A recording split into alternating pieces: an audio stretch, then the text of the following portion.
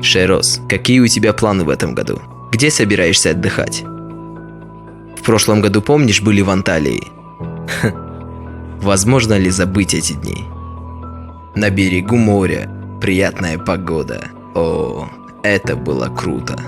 В этом году полетим куда-нибудь? Джамшед, у тебя какие планы? Присоединишься к нам или у тебя свои планы? Да.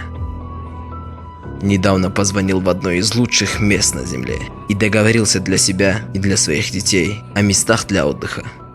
То место, где красивая природа, где дает человеку спокойствие.